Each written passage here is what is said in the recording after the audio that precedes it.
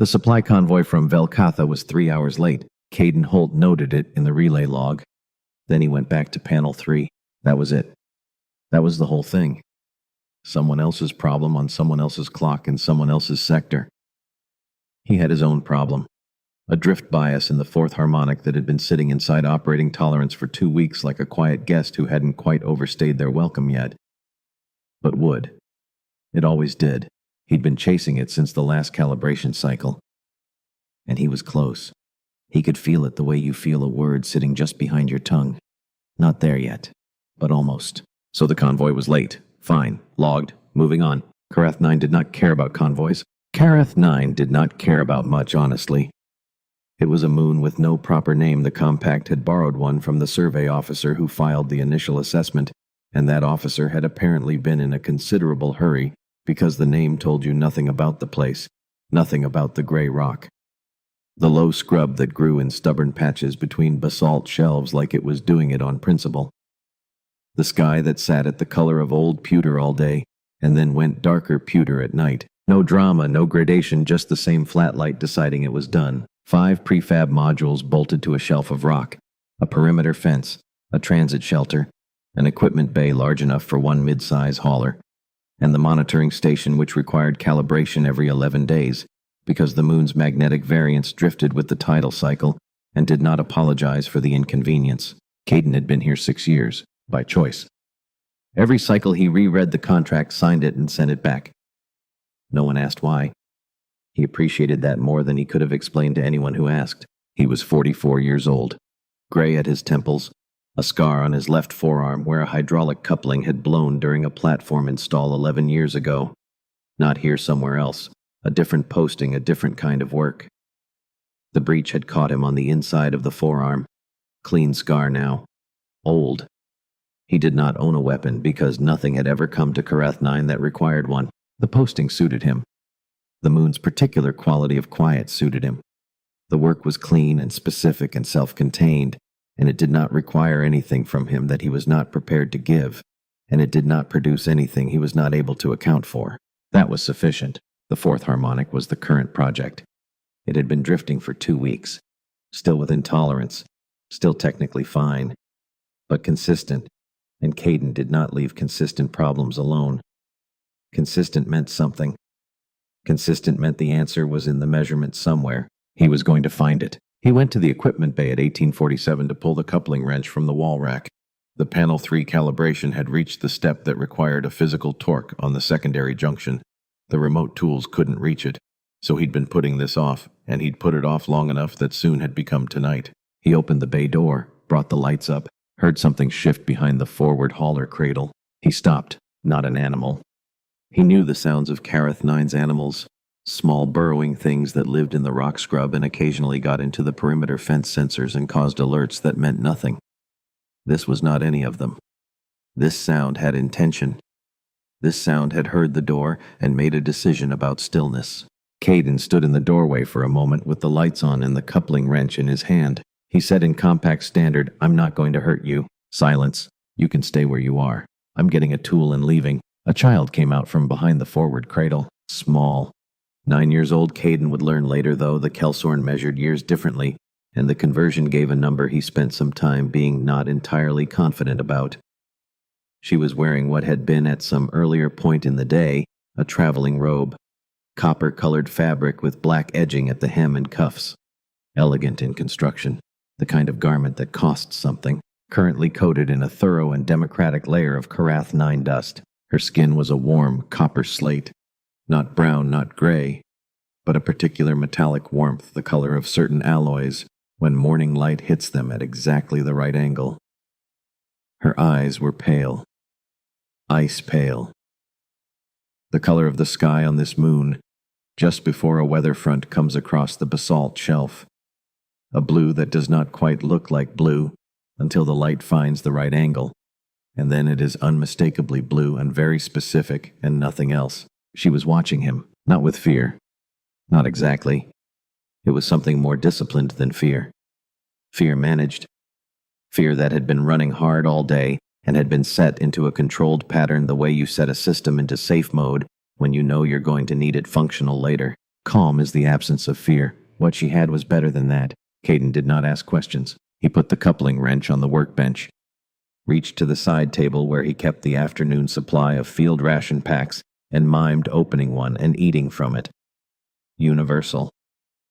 The child blinked once, slow, deliberate, the blink of someone running an assessment, then gave a single small nod. Caden pointed at the station module door. She followed, staying 2 meters back, far enough to have options, close enough that she'd made a decision. He set food on the galley table and sat down at the far end. She ate. 3 ration packs and half of a fourth, working through them methodically without rushing, without looking at him with anything except that same careful peripheral attention.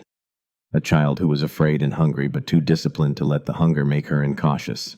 When she was done, she sat back, folded her hands on the table, and looked at him with the ice-pale eyes and waited to find out what he would do next. He showed her the bunk room, pointed at one of the bunks, made a sleeping gesture. She understood that. She sat on the edge of the bunk with her hands folded in her lap and watched him leave with the same contained attention she'd had since she stepped out from behind the cradle. And Caden went back to panel 3. He sat at the monitoring station and ran the calibration sequence as far as he could get, without the coupling wrench step, and tried to think clearly. A child traveling on a supply convoy. Something goes wrong with the convoy that was 3 hours late before it became something else entirely. Child runs, finds a relay station, finds an equipment bay on a catch latch because the maintenance contractor left it open while working on panel 3. Most obvious explanation, no contradicting evidence. He logged it as a working hypothesis, kept one eye on the sensors, and then because the work was still there and the fourth harmonic was still drifting, he kept going. The second day arrived the way days arrived on Karath 9 without ceremony, the pewter sky finding its level and staying there. The wind came off the basalt shelf in the early morning and moved through the scrub in small, unhurried waves. The child found the survey manual. Caden kept 2 copies on the equipment bay's reference shelf. The relay architecture sections got enough use that single copies wore out.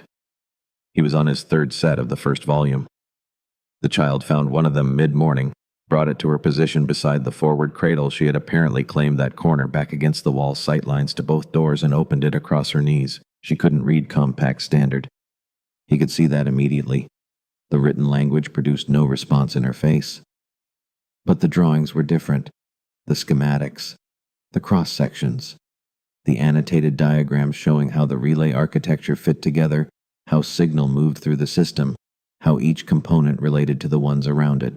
Those she could read. Caden stood in the bay doorway for a moment and watched. The child turned pages slowly, went back, held a page up to the overhead light to examine a cross-section detail more closely, tilting it to catch the angle she wanted, set it back down, looked at it for a long time, made some internal decision about it, turned the page. She was working through it the way he worked through a new relay architecture. Start at the beginning. Don't skip. Find the internal logic and follow it before you start asking why. Caden went back to panel 3. He did not comment on the manual. She had found something that made sense to her in a place where nothing else did, and she was using it. That was sufficient. And it was not his business. Twice during the second day, she followed him to the monitoring station without invitation and without announcement.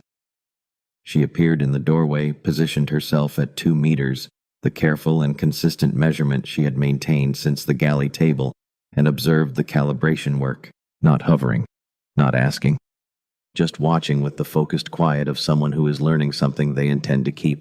Caden ran the calibration. The child watched. No one said anything. It should have been strange.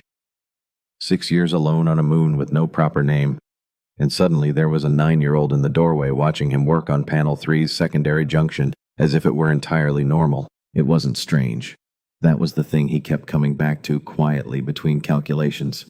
It wasn't strange at all. That evening, alone at the monitoring station while the child slept, Caden ran the identification. He'd been putting it off. Not from avoidance, from accuracy. Better information later than incomplete information now. But he had enough to work with. The traveling robe. The material which was not cheap and not common. The cut which spoke of custom work. The way the child carried herself. Straight-backed. Composed. Not performing composure. Having it. Children raised to be small do not hold themselves that way. Children raised to take up exactly the space they are entitled to, no more and no less do. He ran the species identification first. Kelsorn, uncommon in this sector. Political sensitivity classification attached. He ran the political classification. The Kelsorn organized by kin houses. 4 primary houses. The 4th house held sovereign authority over the Kelsorn fleet and the Kelsorn Reach. The 4th house identifier used a copper slate designation in the formal records.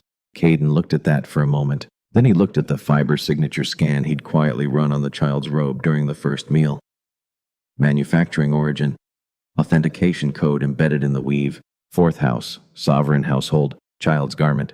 The convoy was 3 hours late because something had gone wrong with it, and a child from the sovereign household of the Kelsorn 4th house had been hiding in his equipment bay, having entered through a door left on a catch latch while he was working on panel 3. Caden sat very still at the monitoring station for approximately 45 seconds. Then he got up, walked to the equipment bay and checked the lock on the exterior door. Checked the secondary seal. Checked the sensor array on the perimeter fence and confirmed it was running at full sensitivity. He went back to the monitoring station. He did not wake the child. There was nothing to change yet, and changing things without reason was how you created new problems on top of existing ones. But he kept the sensors on. On the 3rd morning, the child told him her name, or something close to it. She pointed at herself and repeated the sound until he had it close enough that the correction stopped. Something near Saya, 2 syllables, the second one shorter than compact standard would typically render it. Saya. Caden said it. She gave a small nod, then pointed at him. Caden. She tried it. First attempt was close. Second was closer. She filed it, moved on. They ate at the galley table. She had decided at some point during the 2nd day that the galley table was acceptable proximity for shared meals, and by the 3rd morning, the 2-meter buffer had compressed to table distance without ceremony or announcement. He did not note this. He poured a 2nd cup of the hot grain drink he'd found on the 2nd morning through the universal method of offering 2 options and watching which produced a reaction, that she preferred it to the standard nutrient-packed beverage, and set it within her reach without making anything of the gesture. Saya picked it up and drank. After breakfast, she went to the monitoring station doorway, stood at her position, waited. Caden was running the 4th harmonic sequence. He had been narrowing the problem for 2 weeks, and he was now confident enough in his hypothesis to begin testing it. The drift was not in the compensation circuit as he'd initially assumed. It was upstream, in the secondary junction mounting. A tolerance issue in the bracket installation, not catastrophic, not yet, but accumulating. The way things accumulated when they were slightly wrong in a specific and repeatable way, when no one caught them. He talked through it. Not a lesson. Not directed at the child. Just the habit of 6 years alone, you say the work out loud sometimes, because hearing it is different from thinking it, and the difference sometimes shows you what you missed. He said the signal knows where it's supposed to go. That's not the problem. The problem is that the path has a bend in it. Small. Consistent. The signal makes it, but it costs something every time. Eventually it costs too much. Saya was watching his face, not the panel.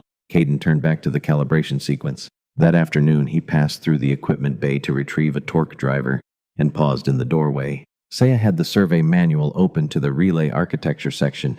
She had found a piece of marking compound from the tool shelf and was using it to trace the schematics in the air above the page, not on the page above it, with her finger working through the signal connections in 3 dimensions. She was following signal path, tracking it from transmission point through the relay architecture junction by junction in correct sequence, without having been taught the sequence, without being able to read the notations that labeled it, just from the drawings, just from the logic of how things fit together, followed carefully enough and long enough that the logic revealed itself. Caden stood in the doorway for longer than he'd planned. Then he went back to panel 3 and sat for a moment before the calibration resumed, thinking about what it meant to give someone the reasoning rather than just the result. That night the sensors were quiet. He had filed a preliminary anomaly report to the Compact Coordination Office at Velkatha. Standard protocol. The response had come back in 6 hours. A human coordinator somewhat less composed than the automated system, noting that a response team was being organized. Standard timeline. Not fast, but thorough. He checked the sensors again. Quiet across all ranges. He went to bed. He slept the way he'd slept for 6 years on Karath 9, one level down from fully one level up from gone. The kind of sleep that is really just rest, because maintenance contractors on single-person postings learn quickly that no one is going to watch the sensors while they're not watching the sensors.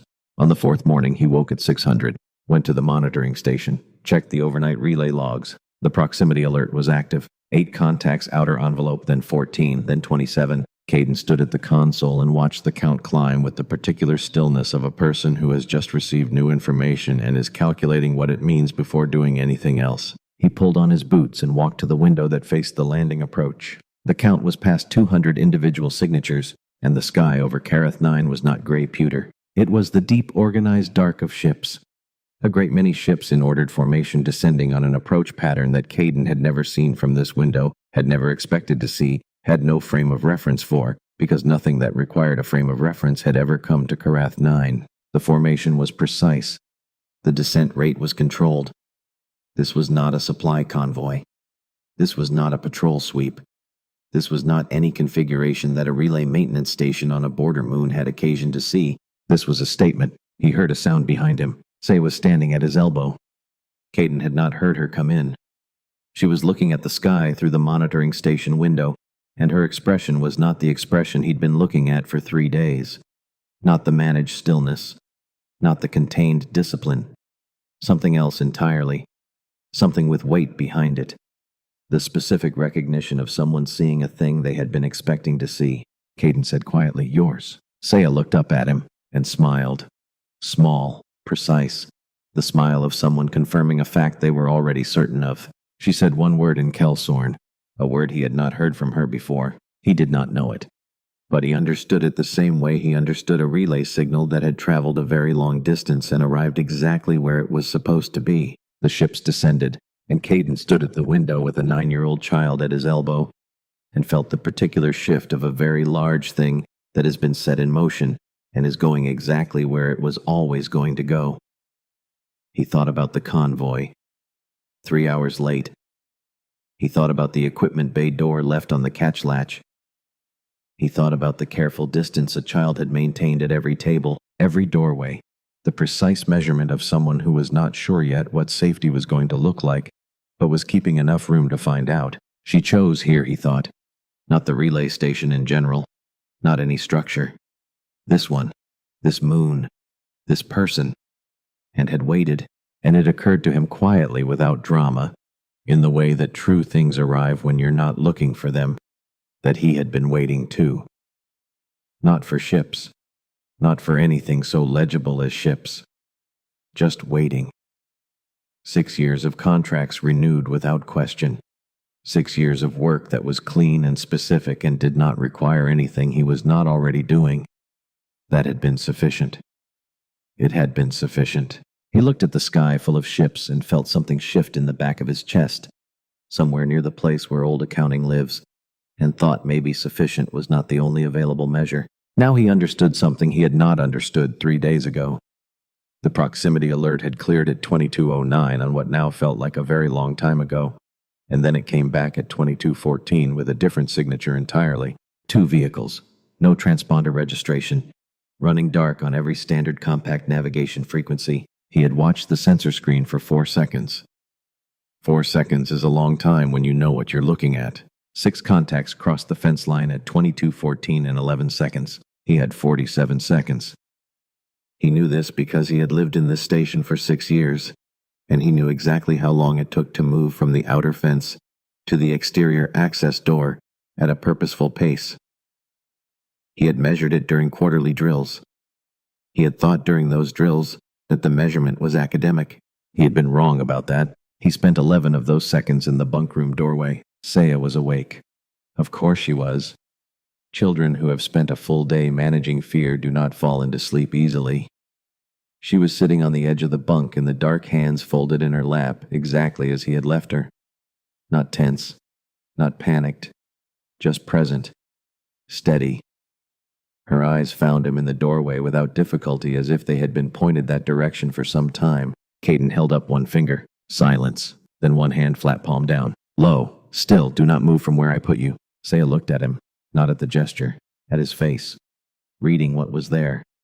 running her assessment the way she ran every assessment, quickly, completely, without wasted motion. 2 seconds. Then she stood up and came with him to the equipment bay without a word. Caden put her inside, checked that the manual locking mechanism engaged, put his hand flat against the door for one moment, a gesture he hadn't planned that arrived without consultation from whatever part of him was still operating on instinct rather than calculation. Then he turned and walked to the access corridor, the space between the monitoring station and the outer access door. 2 meters wide, 3.5 meters from the outer door to the bulkhead behind him. He knew every dimension. He knew the emergency pressure seal on the outer door frame designed for vacuum events tested during last quarter's drill, rated to hold under sustained force significantly greater than 6 people could apply manually without equipment. He knew the interior lighting controls on the wall panel to his left. He knew the floor, the ceiling, the specific place near the eastern wall where the prefab installation had cut a corner on the structural cross brace, a thing he had noted and scheduled for correction and had not yet corrected. He knew this corridor the way you know something you are responsible for keeping functional. Every hinge, every seal point, every weakness. He picked up the coupling wrench from the workbench where he'd left it when the evening calibration had still been a calibration and not something else. 3/4 meter of dense alloy, built for torque, not for speed, not a weapon. He was clear about what it was. It was what he had. He also had the torque driver from the morning's junction work, and the relay diagnostic kit, which included a voltage discharge tool he had used on 3 previous occasions to test grounding connections, and which would, if placed in contact with bare skin, produce a result he would not recommend to the person receiving it. Not weapons, tools with unanticipated applications. He took his position and waited. The first contact at the outer door came at 22:19. Not loud, not theatrical. A pressure test, the kind that feels for resistance before committing to force. Caden heard it and recognized it for what it was. Someone who had done this before. Someone checking the arithmetic first. He activated the emergency pressure seal. The door frame groaned. The seal held. The pressure test turned into something more sustained. And then after 40 seconds of sustained effort that produced nothing, it stopped. They were recalculating. Good. Recalculation cost time. Time was what he was buying. He adjusted the lighting panel. Not dark would help them, not him. Variable. Cycling in a pattern that looked almost regular but wasn't quite disrupting the spatial reading you did when moving fast through an unfamiliar space. He had been running lighting diagnostics on this panel for 6 years. He knew exactly which settings produced which effect. The second contact came at 22:41. More direct. The outer door held. The pressure seal held. The coupling wrench deployed at a specific angle against the door frame's lower hinge assembly in a way that had nothing to do with its listed applications, and everything to do with Caden's precise knowledge of how that hinge had been installed contributed to the door continuing to hold. 3 of the 6 sensor contacts withdrew across the perimeter fence line before the second hour ended. Caden watched the monitoring station display through the access corridor's small internal window and noted their withdrawal with the attention of someone who knows that fewer is not the same as done. The other 3 stayed. At 23:31, the voice came through the external communications port, calm, even. The voice of someone who had been in situations requiring negotiation and had learned that the calm tone was more effective than the threat tone, more unsettling too in its way, because it implied the person on the other end had enough experience to have developed preferences. "I know you can hear this." Caden could hear it. He said nothing. "I'm not here to complicate your evening. I just need what's in the storage bay. You step back. We're done in 10 minutes. You file your incident report in the morning and collect the damage assessment from the compact. Clean resolution." His name was Crail. Caden would learn this later. Former compact road coordinator dismissed for selling convoy schedule data to parties who found that information commercially useful. He had taken his professional skills and applied them to a field where those skills were equally in demand. He was not a thug. He was a planner. He didn't threaten. He offered arrangements. And when arrangements weren't accepted, he moved to contingencies which he had also planned for. "She's 9 years old," Caden said. One sentence through the door. A pause from the other side. The pause of someone who has heard an answer that doesn't match any of the expected responses and is filing it correctly. "She's a political asset in a negotiation that doesn't involve you. She's in my equipment bay." Another pause, slightly longer. "That," Crail said, "is a temporary situation." "Yes," Caden said, "it is." He stepped back from the door. The corridor was 3.5 meters long. He was in the middle, which was exactly where he intended to remain. Krail moved to contingencies. The third contact came at 0017 from the western ventilation access. Caden had known it was coming, not because he was prescient, because he had spent 6 years noting every structural point in these modules, including the western ventilation shaft that bypassed the main corridor and connected the exterior maintenance panel to the equipment bay antechamber. He had put it on the repair schedule 18 months ago. Not yet corrected, he got to the ventilation antechamber 38 seconds before they did. What he did there he recorded in his personal maintenance notes, rather than the station incident log. The voltage discharge tool was involved. The rated applications of the voltage discharge tool did not include what he used it for. He thought the manufacturer would understand given the context. He thought more honestly that they probably wouldn't. He went back to the corridor. His hands were not entirely steady. Not from fear. From the sustained, constant grip of the coupling wrench over the previous 2 hours, and the ventilation access work and everything before it, all of it accumulating in ways that hands accumulate things over a long night. He shifted the wrench slightly, adjusted his grip. The corridor was still 3.5 meters long. The door was still closed. Those were the relevant facts. He went back to his position. At 1:47, Krail spoke through the external port again. "You understand this doesn't change the outcome." Caden said, "I understand that you think that." A pause. "You're a relay technician. Maintenance contractor," he said. "There's a difference. You don't have a weapon." "I have a corridor," he said, "and the door is still closed." A long pause. Then silence. He went back to waiting. At 2:53 he heard it. From the equipment bay. Through the bulkhead. Through the insulation in the prefab wall and the 2 meters of station structure between the corridor and the bay. One knock. Pause. 3 knocks. He went very still. Not random. Not distress. A question. Precise. Deliberate. The question of someone who had been sitting in near darkness for 4 hours and had decided that sitting in silence indefinitely was less useful than knowing.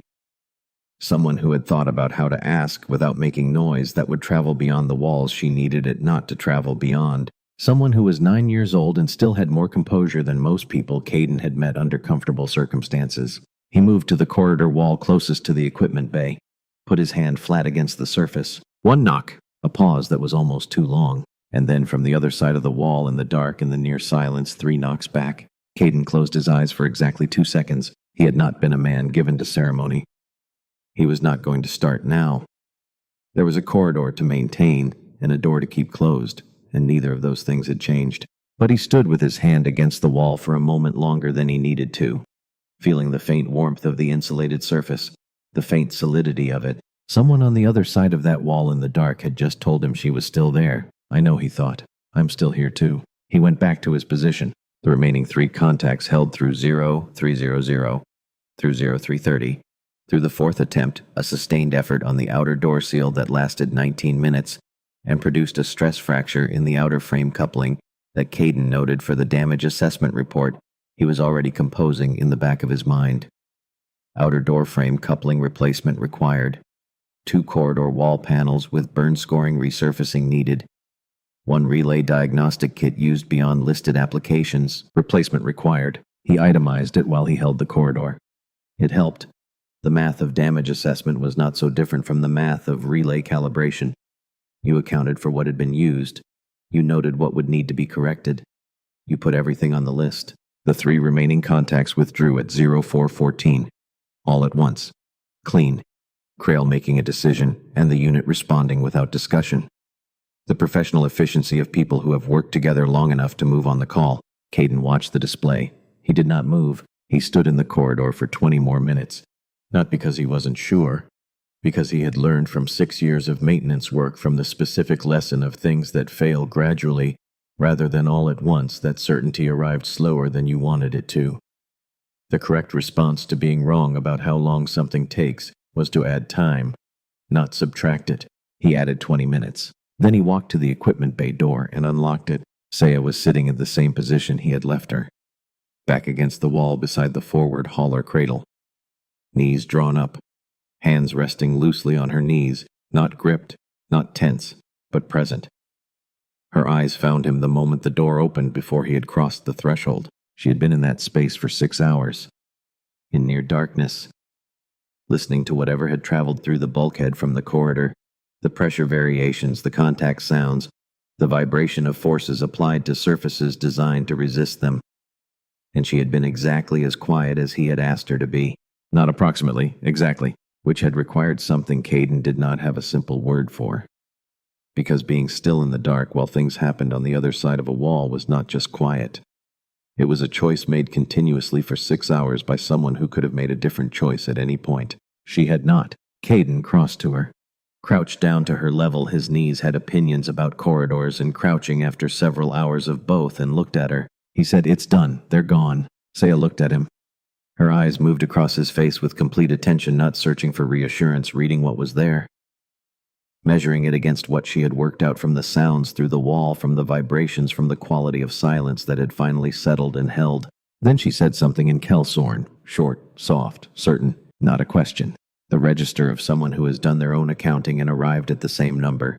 Two people who have been solving the same problem from different sides of a wall, who have just compared answers, and whose answers match. Caden nodded. Saya nodded back. He would think about that for a while afterward.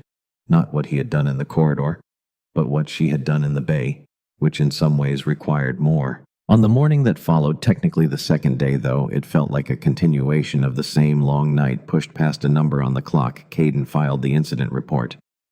The jamming signal had cleared by 6. He sent it at 6:14. 6 contacts, 2 light vehicles. No transponder registration, sustained approach from 22:14 to 04:14, withdrawal achieved without station penetration. Equipment damage itemized. Presence of an unaccompanied minor species. Kelsorn, approximate age 9, currently in good health.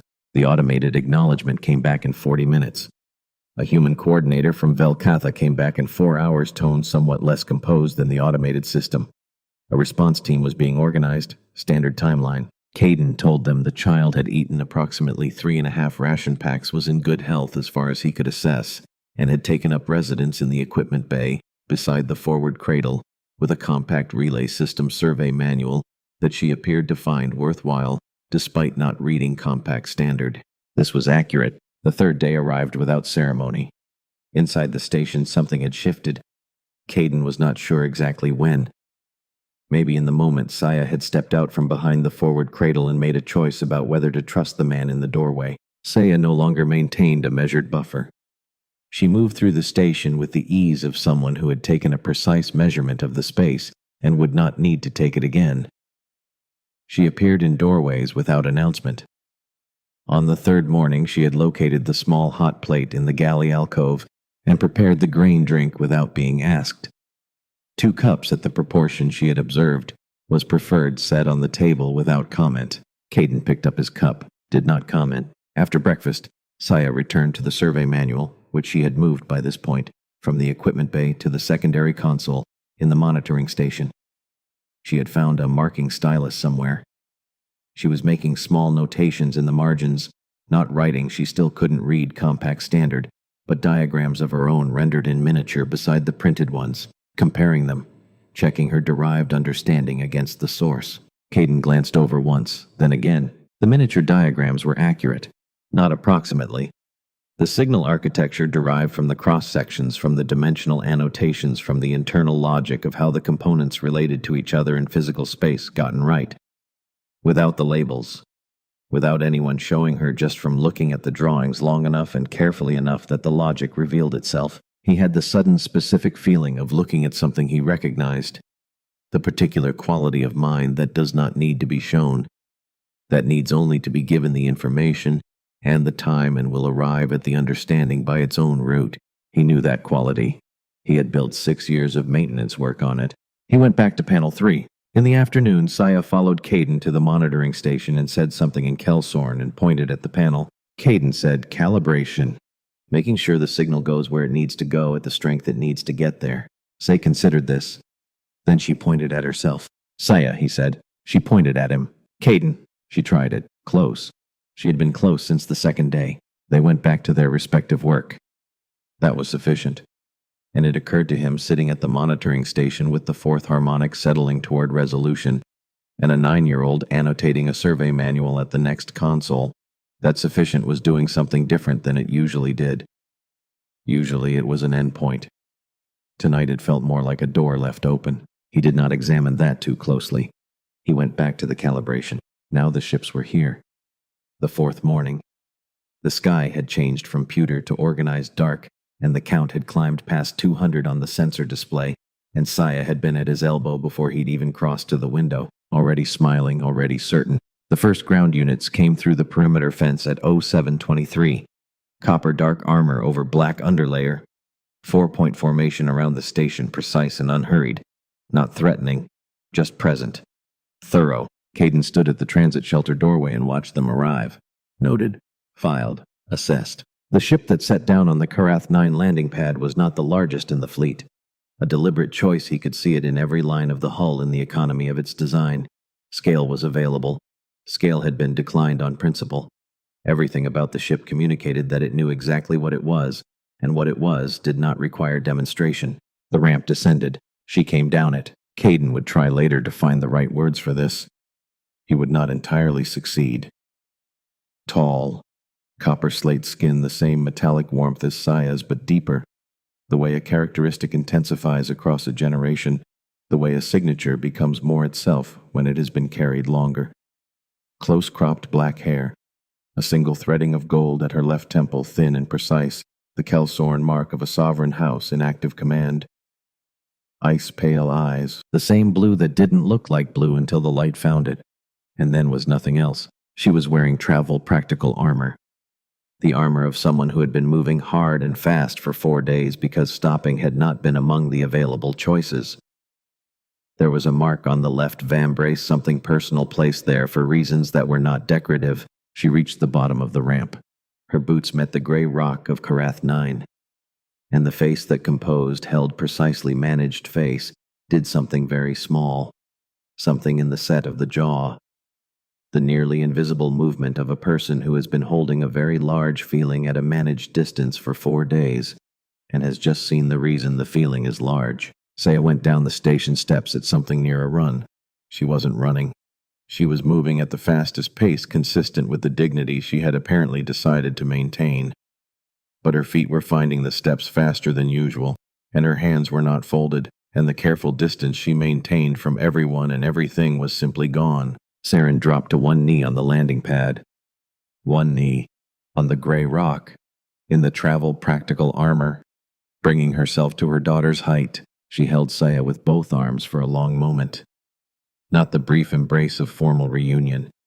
The long, complete private kind, the kind that happens to occur in front of witnesses because waiting was no longer possible. The wind came off the basalt shelf.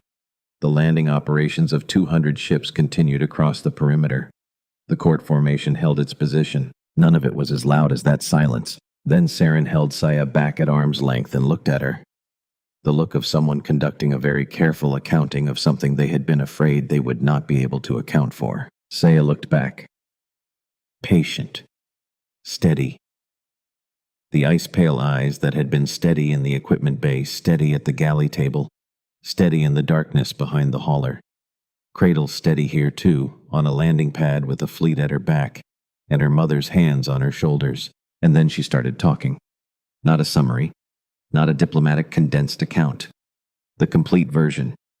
In the register of a child who has decided that the person in front of her deserves the whole truth. Saren listened without interrupting. She listened for a long time. Caden had not moved from the transit shelter doorway. He was wearing his standard maintenance kit.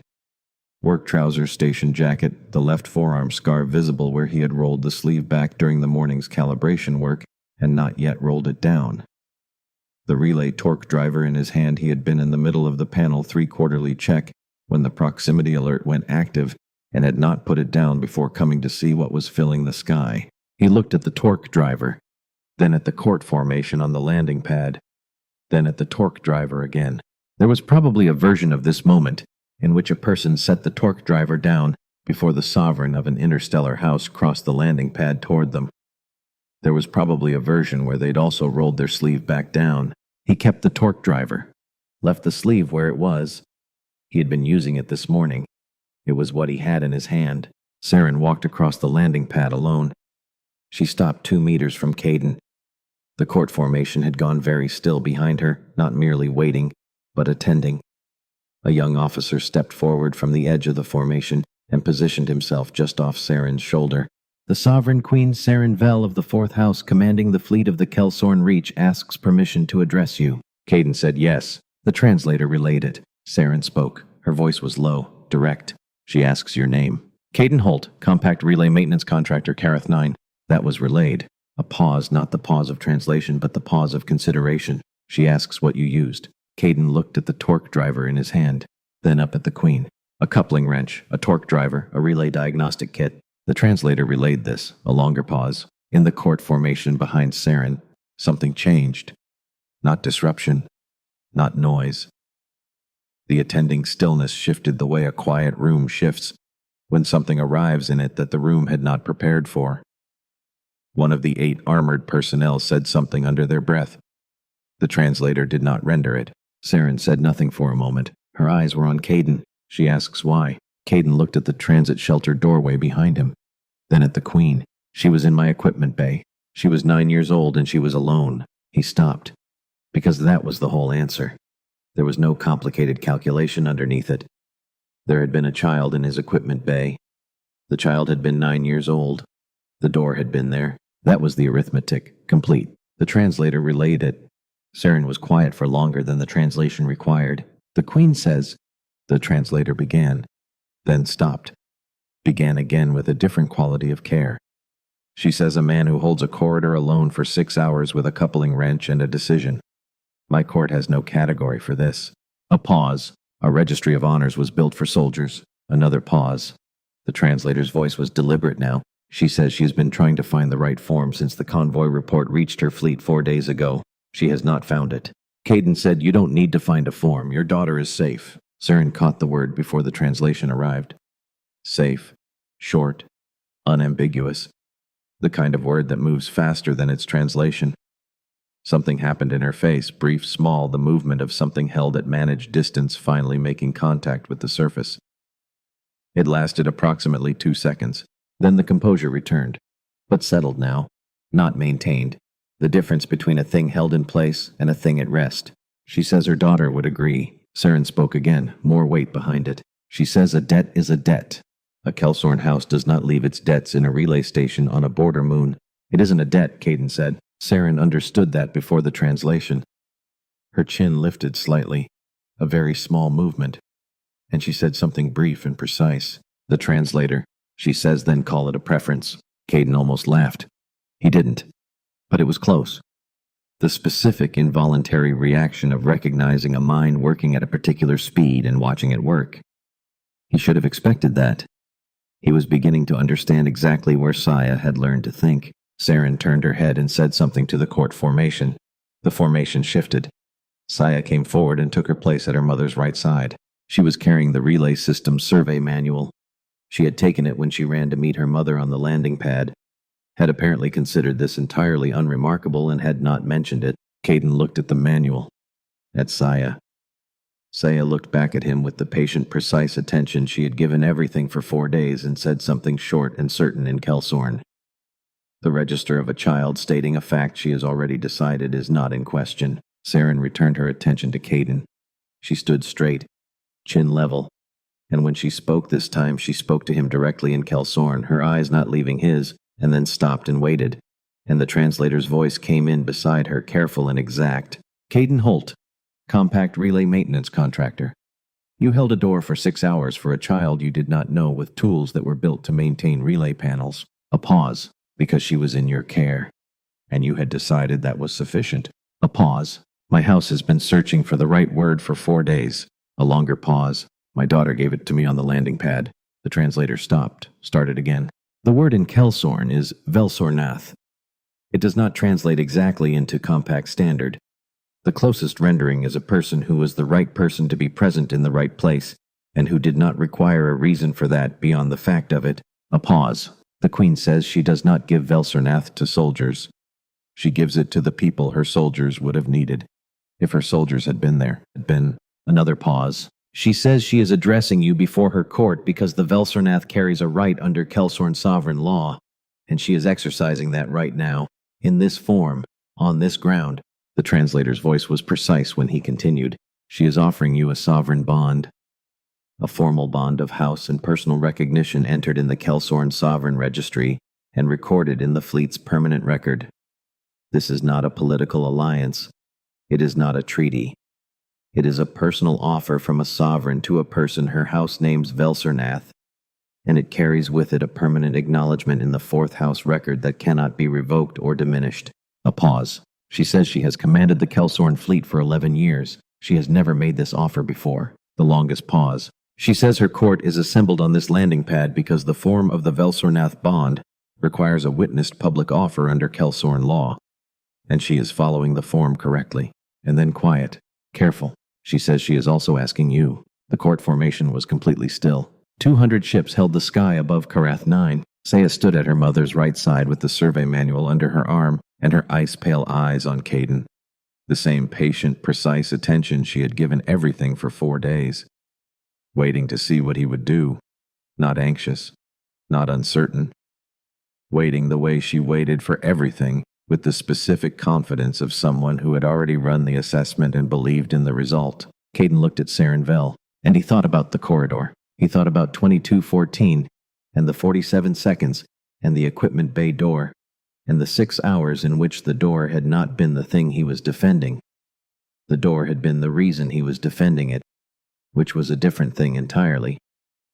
He thought about the coupling wrench, and the torque driver, and the relay diagnostic kit. About the 20 minutes he had stood in the corridor after the last sensor contact cleared, adding time rather than subtracting it, because that was how you got the accounting right. He thought about the hand against the wall. 1 knock, 3 knocks back. He thought about what that actually was when you wrote it plainly.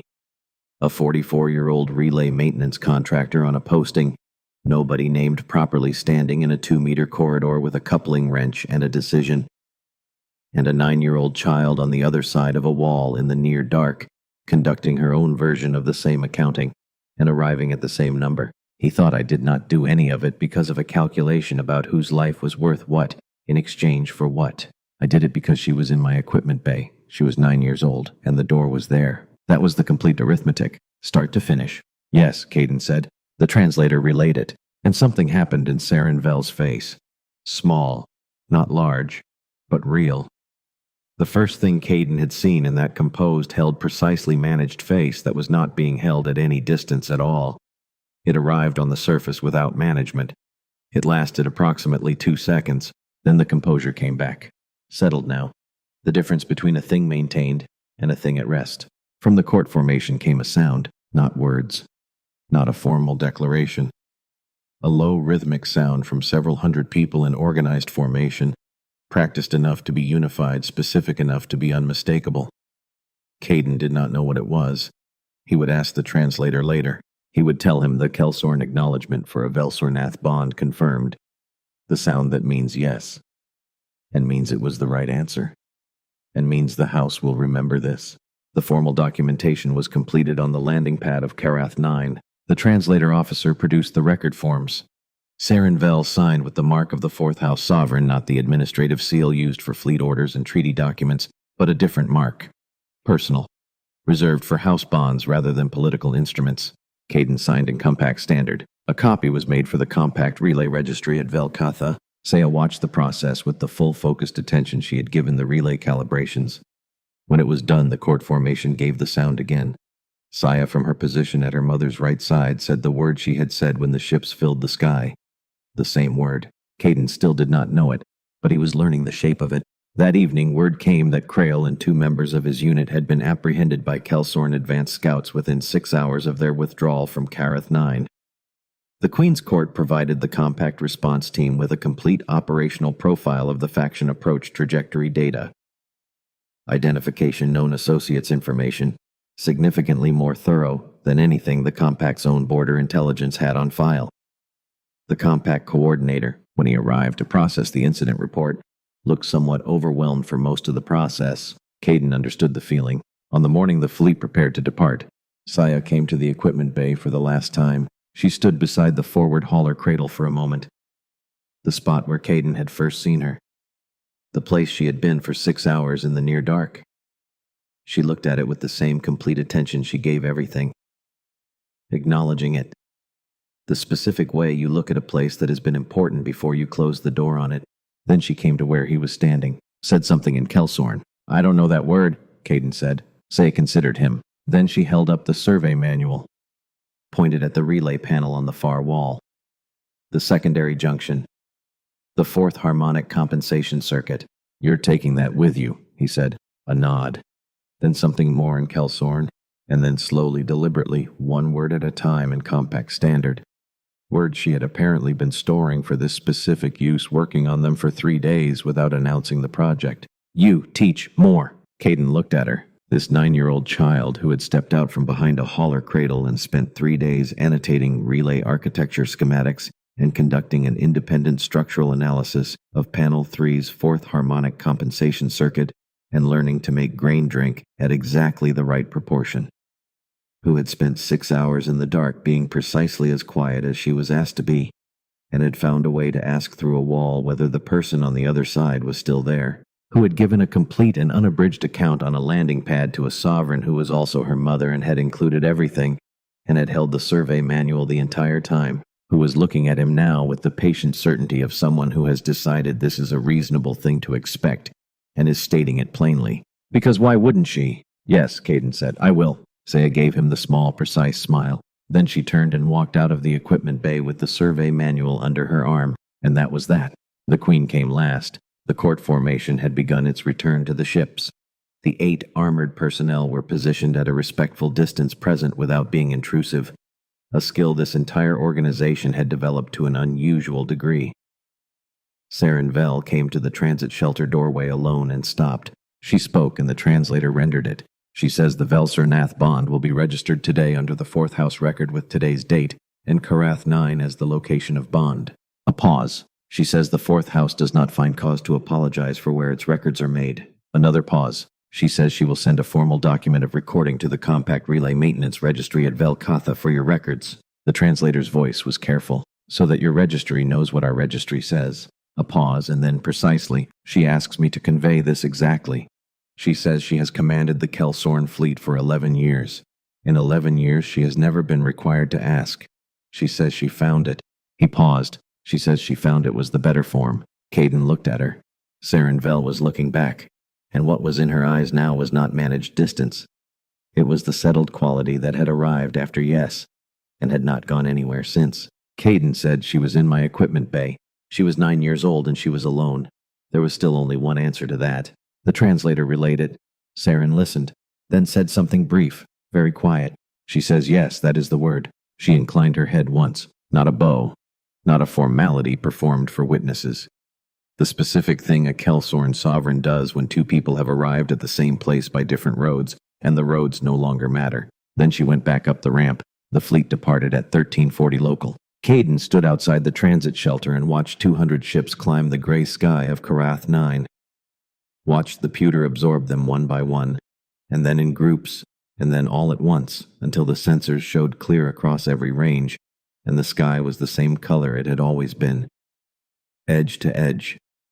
Uninterrupted in every direction. He went inside. He sat at the galley table with a cup of hot grain drink made at the proportion he had learned from watching a 9-year-old prepare it without being asked.